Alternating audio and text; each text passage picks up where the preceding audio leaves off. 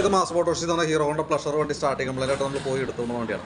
നിലവിൽ നമ്മൾ self അടിച്ചിട്ടും start ആവുന്നുണ്ടായില്ല, kicker അടിച്ചിട്ട് സ്റ്റാർട്ട് ആവുന്നില്ല. അപ്പോൾ സെൽഫ് ഓൾറെഡി കസ്റ്റമർ അയച്ചു വെച്ചിട്ടുണ്ടായിരുന്നു. 2024 മോഡൽ ആമറോണിൻ്റെ ബാറ്ററിയാണ് വണ്ടി ഇരിക്കുന്നത്. അപ്പോൾ അത് ചാർജിലേക്ക് ഇട്ടിട്ടുണ്ട്, ചാർജ് കയറി തുടങ്ങിയിട്ടുണ്ട് കേട്ടോ. പിന്നെ കിക്കറിൽ സ്റ്റാർട്ട് ചെയ്യാൻ വേണ്ടിയിട്ട് നമ്മൾ നോക്കുന്ന സമയത്ത് നിലവിൽ വണ്ടിയിൽ പെട്രോൾ ഉണ്ടായില്ല. അപ്പോൾ പെട്രോൾ മേടിച്ച് ഒഴിക്കുമ്പോൾ കാർബറേറ്ററിൻ്റെ വഴി ഓവർഫ്ലോ പോകണ്ടായിരുന്നു. പക്ഷേ എന്നാൽ നമ്മൾ സ്റ്റാർട്ട് ചെയ്ത് വണ്ടി ഓടിച്ച് നോക്കിയായിരുന്നു.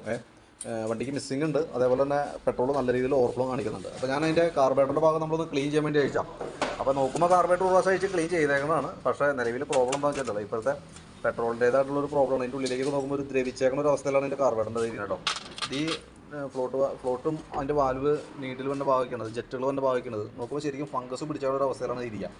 നിലവിൽ എത്തനോൾ മിക്സ് ചെയ്തിട്ടുള്ള പെട്രോൾ ഉപയോഗിക്കുമ്പോൾ കാണുന്ന ഒരു മേജറായിട്ടുള്ളൊരു കംപ്ലൈൻ്റാണ്, ഒരു കോമൺ ആയിട്ടുള്ളൊരു കംപ്ലൈൻ്റാണ് ഇപ്പോൾ. കാരണം എന്ന് വെച്ച് കഴിഞ്ഞാൽ കാർബറേറ്ററിൻ്റെ ഭാഗം ഇപ്പോൾ അലുമിനിയം ബോഡിയൊക്കെ ആയതുകൊണ്ട് ദ്രവിച്ച് പോകാം. അതാണ് ഓവർഫ്ലോ വരാനുള്ള കാരണം. നമുക്കൊന്ന് ക്ലീൻ ചെയ്തൊക്കെ ഇട്ട് നോക്കാം. ഓവർഫ്ലോൻ്റെ കേസിൽ നമുക്കൊരു ഗ്യാരണ്ടിയും പറയാൻ പറ്റില്ല. കാരണം എപ്പോൾ വേണമെങ്കിലും പ്രോബ്ലം കാണിക്കും. ഇപ്പോൾ നമ്മൾ റീസെറ്റ് ചെയ്യുന്ന സമയത്ത് തന്നെ നല്ല രീതിയിൽ ഓവർഫ്ലോ വന്നേക്കാം. കാരണം ഇപ്പോൾ പെട്രോൾ മേടിച്ച് ഒഴിക്കുമ്പോൾ പെട്രോൾ നല്ല രീതിയിൽ ഓവർഫ്ലോ ആയിരുന്നു. അതുകൊണ്ടാണ് നമ്മൾ കാർബറേറ്റർ അയച്ചത്. കാരണം അതല്ലാതെ കൊണ്ട് നമ്മൾ നോക്കുമ്പോൾ തന്നെ കാർബറേറ്റർ ക്ലീൻ ചെയ്തേക്കുന്ന ഒരു സിറ്റുവേഷനാണ്. അപ്പോൾ അതിൻ്റെ ഉള്ളിലത്തെ അവസ്ഥ കൂടി അറിയാൻ വേണ്ടിയിട്ടാണ് നമ്മൾ കാർബറേറ്റർ അയച്ചത്. പിന്നെ മെസ്സിങ് കാണിക്കുന്നുണ്ടായിരുന്നു. അപ്പോൾ നമുക്ക് ഈ സ്ലോ ജെറ്റ് ഒന്ന് മാറ്റിയിടണം. ഏകദേശം 60 രൂപ നമുക്ക് ഇതിന് കോസ്റ്റ് വരാം.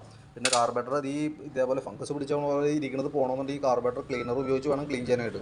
ക്ലീൻ ചെയ്ത് ഉപയോഗിച്ചാൽ പോലും നമുക്ക് ഈ പറഞ്ഞ രീതിയുടെ പെട്രോൾ ഓവർഫ്ലോ വരാനുള്ള സാധ്യത 99% ഉണ്ടാവും. അത് പ്രത്യേകം അറിഞ്ഞു വയ്ക്കാം.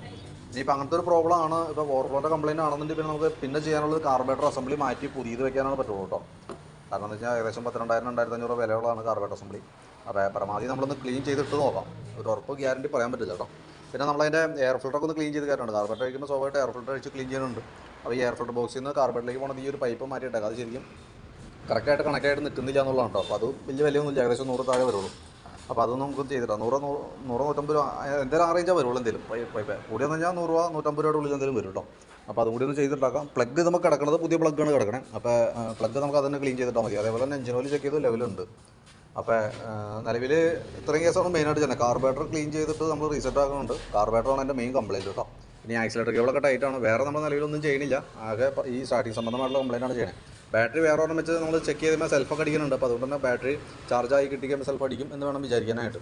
കാരണം അതല്ലെങ്കിൽ വാറണ്ടി പീരീഡിലുള്ള ബാറ്ററിയാണ്. അപ്പോൾ വേണമെങ്കിൽ വാറണ്ടിയിലോട്ട് മാറ്റണമെങ്കിൽ മാറ്റിയോ കംപ്ലയിൻ്റ് ഉണ്ടെങ്കിൽ. പിന്നെ ഈ ഗാർഡ് വേണമെങ്കിൽ ഒന്ന് അഴിച്ച് മാറ്റി കളയാം. കാരണം എന്ന് വെച്ചാൽ മൊത്തം പൊട്ടിയിട്ട് ഒന്നാമത് അലൈൻമെൻറ്റ് നിൽക്കില്ല. അഴിച്ച് കളയണമായിരിക്കും കുറച്ചുകൂടി ബെറ്റർ കേട്ടോ. അപ്പോൾ വീഡിയോ ഉണ്ടെങ്കിൽ നോക്കിയിട്ടൊന്ന് പറയാം. അതനുസരിച്ച് നമുക്ക് വർക്ക് കംപ്ലീറ്റ് ചെയ്യാം. ഞാനതിൻ്റെ ഒരു എസ്റ്റിമേറ്റും കൂടി ഇട്ടേക്കാം. നോക്കിയിട്ടൊന്ന് റിപ്ലൈ ഇടണം കേട്ടോ.